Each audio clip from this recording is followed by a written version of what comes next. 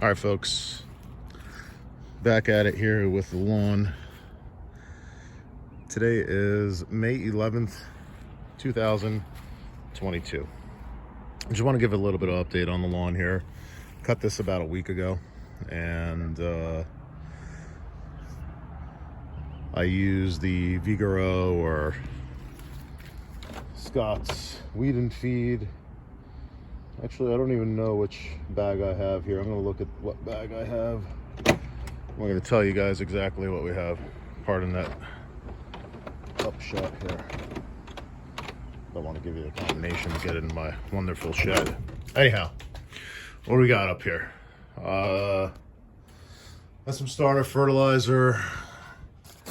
Sometimes I've used this stuff in the past, Milorganite, but that's pretty hard to get a hold of today. And this is a bag of Scott's Turf Builder, Scott's Turf Builder Weed and Feed, and fall Weed and Feed. It's all the same shit in my opinion. Weed and Feed by Vigoro, that's marked for the spring, or there's not much of a difference. All right, some of them have a pre-emergent in there, which is good,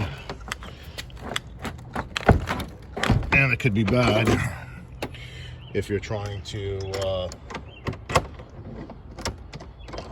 fertilize and cover any bare spots. The pre-emergent stuff is going to be bad. I'm going to give you a little bit of a close-up here. Obviously, you could tell there's no dandelions in this lawn. Over the years, I mean, obviously I've been using this Weed and Feed here for a number of years. Every spring, hit it, go at whatever the rate is, the application rate that they say on the bag. Don't overdo it. You could burn your lawn, and make sure that you apply that Weed and Feed fertilizer, early in the morning where the grass is still damp. So that way the product actually sticks to the grass. But we're gonna give you a little bit of a close-up here. All right, so you've got tall fescue mixed in with clover, mixed in with these little yellow flowers. I think they call that oxalis. It's basically another form of clover. You got some of this bullshit grass here, or weed, and what else do you have here? Got a lot of little helicopters from the trees. That's a Norway maple. But this lawn is a lot of tall fescue with a lot of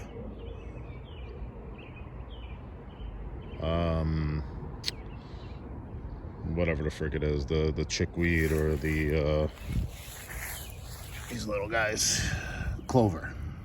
All right, so to get rid of the clover in a lawn, it's almost impossible. So I've quit trying to get rid of the clover in the lawn. I basically just mow the lawn high, and the grass sort of chokes out the clover, and that works for me.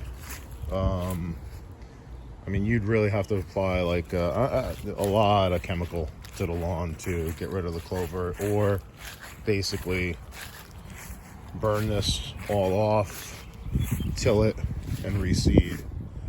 And then even if you did all that work, it's kind of hard to get rid of all the seed that might be in the soil from the clover. So I've given up on that. I basically fertilize this lawn in the spring. I might hit it with a little bit of starter fertilizer, kind of like in July, just to give it a little bit of a feeding. But that's it, man.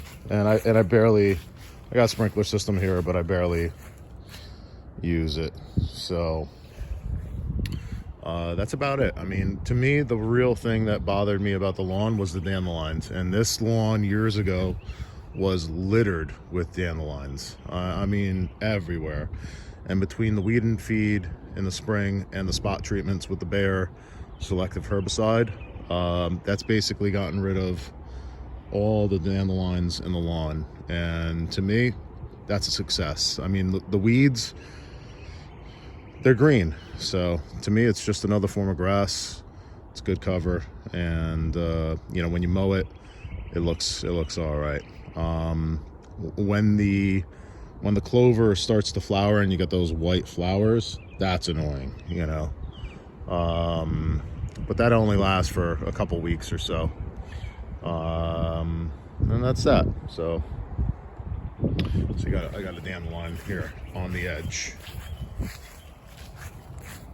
Right, but in the field of the grass, they're pretty much done. They are done, and again, I'll take that as a big success. So that's that. You could try to drive yourself nuts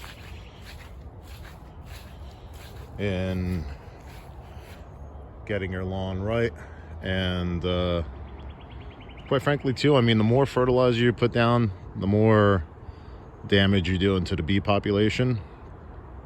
And I think that's bad. That's not a good thing for the world. So I think the bees like this clover, and we're going to leave it alone.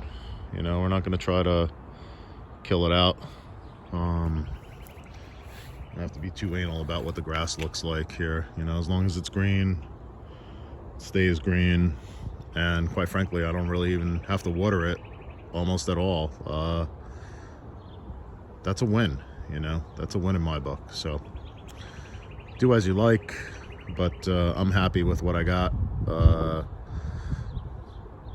You have any questions on the lawn, let me know. And I mow this pretty high, like I said, so that way the grass pops out above the weeds. So that's it, and that's that. You got any questions, let me know. Good luck with your projects, and we'll talk to you soon.